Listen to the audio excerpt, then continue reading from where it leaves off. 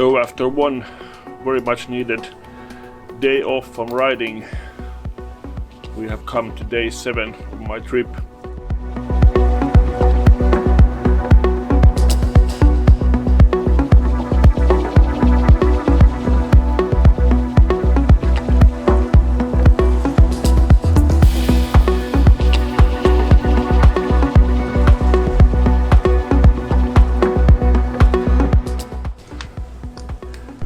Now the plan for this day was to drive from Tromsø to the city of Narvik, pretty close to the Lofoten Islands, and from there turn southeast towards Sweden and drive through northern Sweden, through the city of Kiruna, and by the evening I would reach Pello in Finland, where I would spend the night.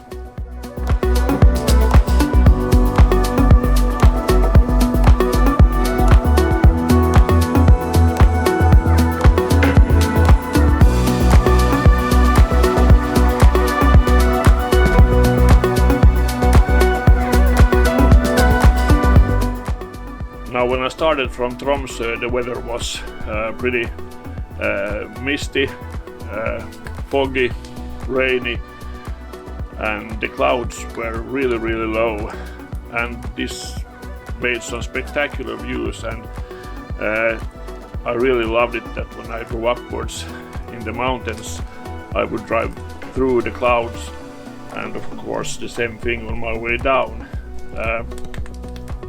It looked great, and I have never done something like that before, so I really loved it.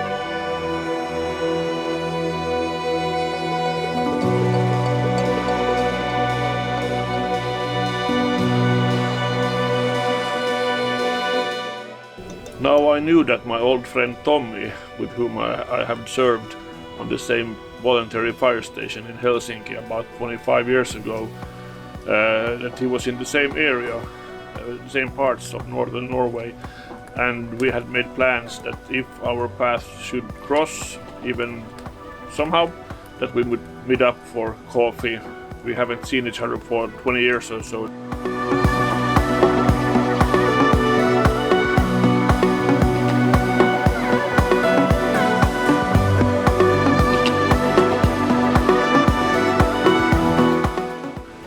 Now at some time around noon I put my live location through WhatsApp to Tommy and continued my ride towards Narvik. Now I hadn't even reached 6th gear when my phone rang, and it was Tommy telling me that he and his friend was behind me, and I asked him, well, how much distance are we even close to each other, and Tommy replied No, we're actually right behind you, so keep your eyes out for somewhere where we can get coffee.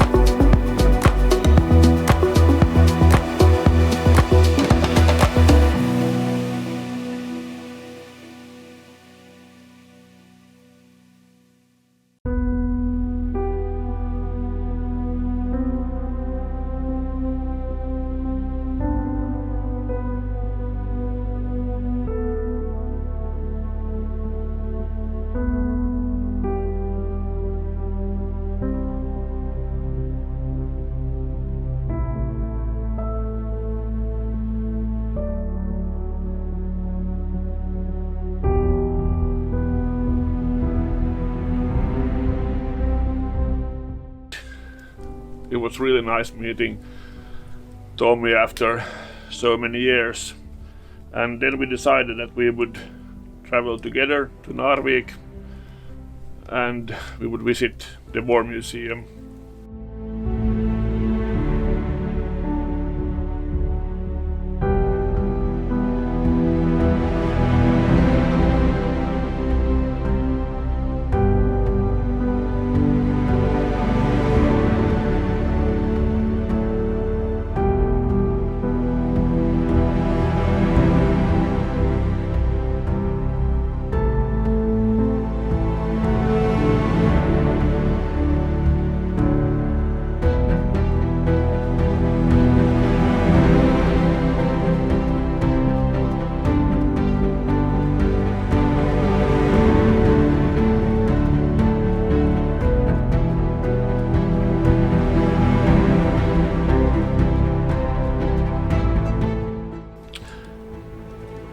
The War Museum was a pretty nice place. It was divided into two exhibitions. Actually, one was a traditional one with concerning mostly Second World War and the Nazi invasion of Norway, and the second part was more an artistic one, trying to provoke the visitors to think about war and consequences of war, and I really liked them both. They were very well made, and even if we were in Norway, it was pretty cheap, this museum visit, so well worth a visit if you're up in those parts of Norway and you're even remotely interested in war history.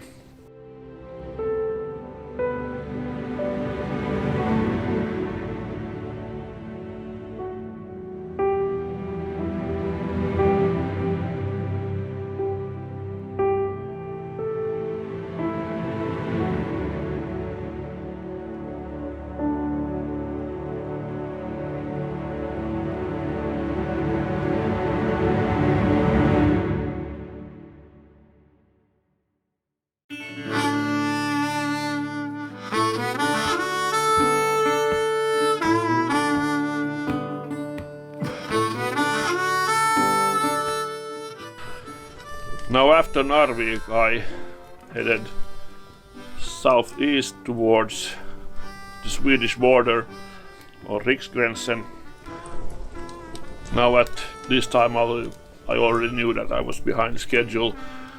It was about 2 o'clock in the afternoon and I knew that I had to drive all the way through northern Sweden and reach Finland by evening.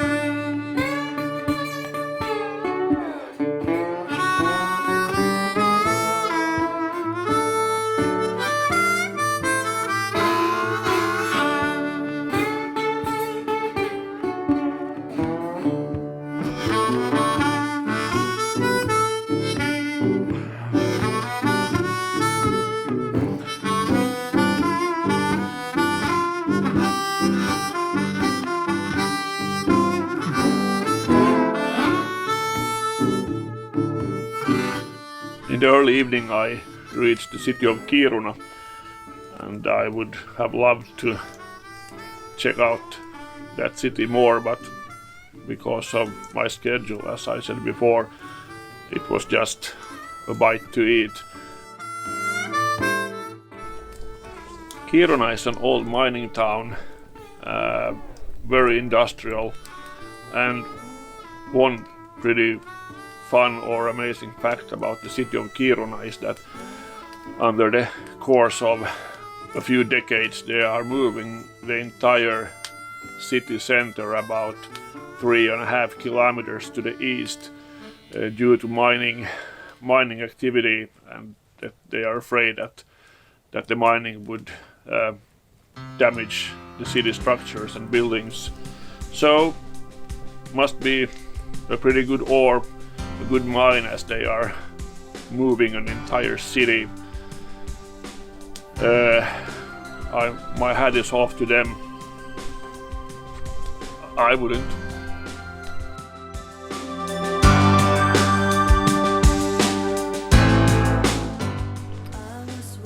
Now after Kiruna I continued my ride towards Finland, and pretty soon I encountered motorcycles coming from the east, where the motorcyclists were all wet and in rain gear, and I really could take the hint, so I decided to stop and get my rain gear on.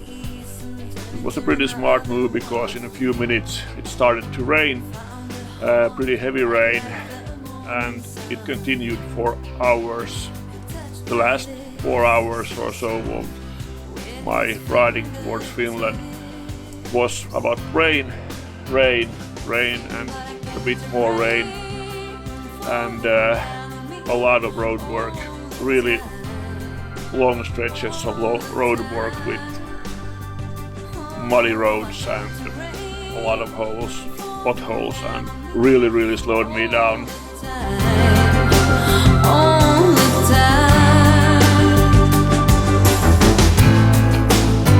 And some things in life won't ever change. There's a smell of a rusty chain, and of love disappearing like an aeroplane.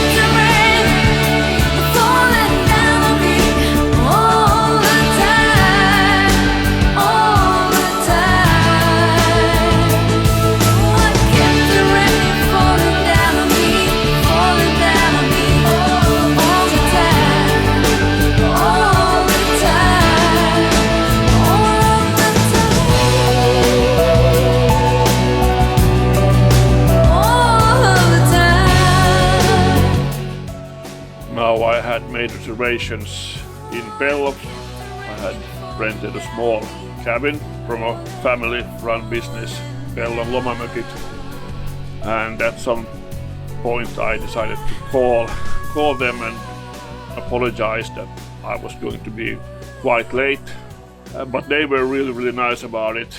The man answering the phone just kept saying that don't take any stress, take your time, ride safely. When arriving to Pello, I understood why. He was a motorcyclist himself, so now the cabin in Pello was small, but it was really well planned out and very nice, and most importantly it had a sauna, which is of course very important to a Finn, and especially after a long day of riding 3 countries in one day and well over 600 kilometers, and the last 4 hours in very wet, hard conditions.